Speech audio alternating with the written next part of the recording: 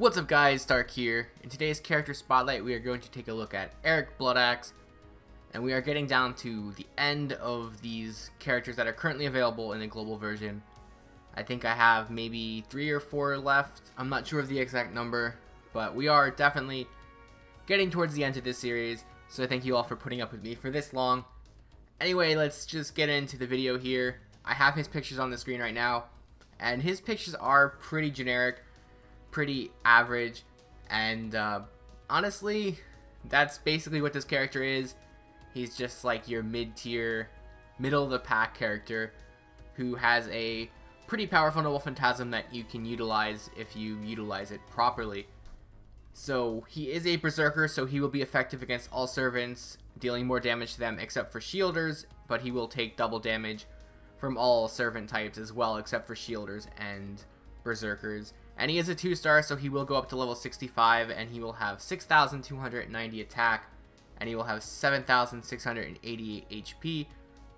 And if you do go ahead and decide to grail him out, which I don't necessarily recommend, his stats aren't really that good, but they do end up going to 11,115 attack, and then 13,095 HP. So they're definitely not the worst stats in the world, but his attack stats are really low, especially for Berserker, so I wouldn't necessarily recommend grailing this character out. But that's just me. Moving on to his servant skills here, he does have a pretty interesting set of skills, with his first skill being Support Spell C, which will decrease the attack of an enemy for 2 turns, and also decrease their defense for 2 turns as well. So that's pretty good. You know, you can utilize that to hit an enemy, lower their attack and defense, and then wail on them with, you know, he's a berserker, so he's going to do more damage to begin with, and then by lowering their defense they can do even more damage. And Eric is pretty damn squishy, so lowering their attack will definitely help keep him alive a little bit longer, although his skill isn't really going to help that much. It can be powered up though with the strengthening quest, but all it really does is just increase the amount of defense you decrease the enemy by. So it goes from 15% at level 10 on the original, and then it gets upgraded to 30% at level 10 on the upgrade, which is a pretty big increase. You know, anytime you can do upgraded decrease in defense, you know, you're going to take that and do even more damage when you're attacking. So for his second skill, it's going to be called Battle Continuation B, which will apply Guts 1 time over the course of 5 turns. So this is really nice, and we'll talk about it a little more when we get to his Noble Phantasm. But when he dies, he will revive with 750 HP at level 1, and then if you level it up to level 10, he'll come back with 2,000 HP, which is really nice, and it's definitely a skill you should level up if you're going to be focused on using this character, because, again, for his Noble Phantasm, we'll just talk about it a little bit right now, it will deal 1,000 damage to him, so you definitely want to at least make sure you have this skill above like level 3, so when he comes back you can potentially still use his Noble Phantasm and not immediately kill himself. So that's definitely something you want to consider when you're working on this character, and make sure you can get it above level 3 as +quickly as possible, just so you can survive the Noble Phantasm damage. And then finally his third skill is Bloodthirsty Bestial Axe A+, which is a really tongue twister of a name to say. But what it does, it will remove debuffs and increase his maximum HP for 3 turns. This is a strengthening quest skill though, so we do not currently have it, but it does increase his maximum HP at 1,000 at level 1, goes up to 3,000 at level 10. And this is really nice because you can use this to increase his maximum HP, and then potentially use like a healer to heal the HP, and then use his Noble Phantasm before the skill wears off. So when you lose the HP, you're not really losing HP, if that makes any sense, because it's just taking off the HP that you gained from this skill, and then when that skill goes away, you're not really losing anything. Assuming that works the way I think it works, and I'm pretty sure it works that way. But correct me if I'm wrong in the comments, but it does sound pretty straightforward that that's how it works. So moving on here to his class skill, he has the Madness Enhancement B, which will increase Buster Card effectiveness by 8%. So that's a pretty common Berserker skill. Just give you a little bit more damage on your attacks, and that's always nice. Moving on here to his Ascension materials and his skill enhancement materials. Really not much else to say about these at this point. They're all basically the same. So he does need bones, serpent jewels, and homunculus babies to level up to his full ascension. It's not that bad.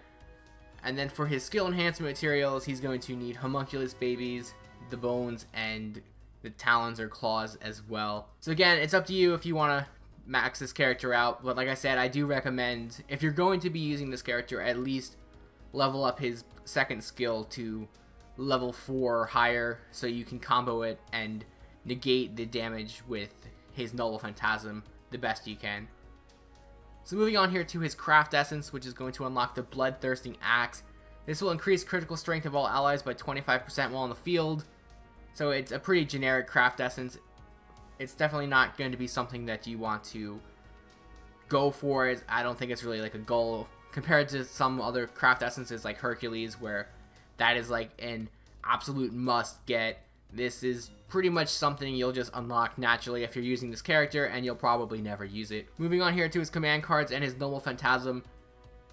Pretty much like every other Berserker, he has 1 quick, 1 arts, and 3 busters, so you do primarily want to use him in buster teams. And his NOLA Phantasm is buster as well, which will greatly increase the user's attack on an overcharge. And then it will also deal heavy damage to all enemies, but it will deal damage to himself, 1000 damage when he uses it. And this is where I was talking about before, where you want to make sure you have your skill up past level 3, so when you take that damage, it's not going to immediately kill you if you come back from a guts. So it's just something to keep in mind. Obviously at that point you're probably using it on the boss. Maybe you don't even care if he dies, you can bring in a different team member that's stronger. It's up to you really, but the guy is pretty squishy, so you do want to make sure he can actually survive to get to that point and utilize his NOLA Phantasm, because it does do some pretty solid damage, and you can combo it with like William Shakespeare or any other character that increases NOLA Phantasm or attack or things like that to effectively utilize how much damage he does. Yeah, it's pretty nice. Does some really good damage. It is an AoE skill too, so you can potentially use it to wipe out a wave. And 1000 HP, you know, he is squishy, so it can seem like a lot, and especially because he's a Berserker. But 1000 HP is definitely something you can manage and work with. As long as you keep in mind that you're going to be taking the damage, you can definitely come up with strategies to combat that. Moving on to some of the craft essences you can use on this character. Kaleidoscope is a potential choice you could use. It's definitely not recommended, but you do want to use his NOLA Phantasm, and Kaleidoscope is definitely the best way to get your NOLA Phantasm ready as quickly as possible. So you can definitely throw that on there and get that NOLA Phantasm ready as quickly as you can, but it's definitely not something I would recommend using. There are, in my opinion, better craft essences that you can use for this character, like the Verdant Sound of Destruction for the 15% increase on the Buster cards, or Limit 0 Over for the 25% increase. Because he is a Berserker, you're going to be doing more damage with Buster cards, and then having the craft essence to further increase the damage you deal with Buster cards is definitely always a good choice. But you could also go the other route and focus completely on his NOLA Phantasm and use something like Heaven's Feel for the 40% increase in your NOLA Phantasm strength. So when you do use your NOLA Phantasm, it's going to do that much more damage.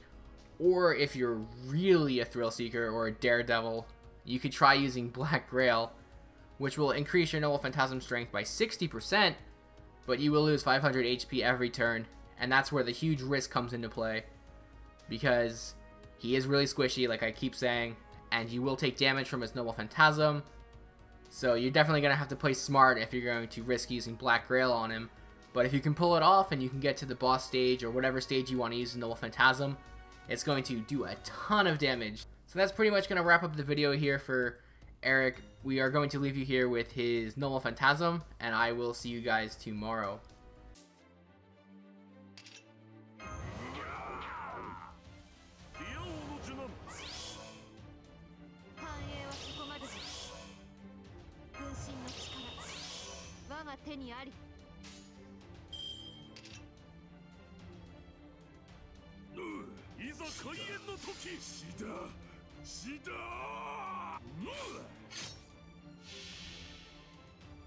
我が宝具の題名はファーストフォリオ開演。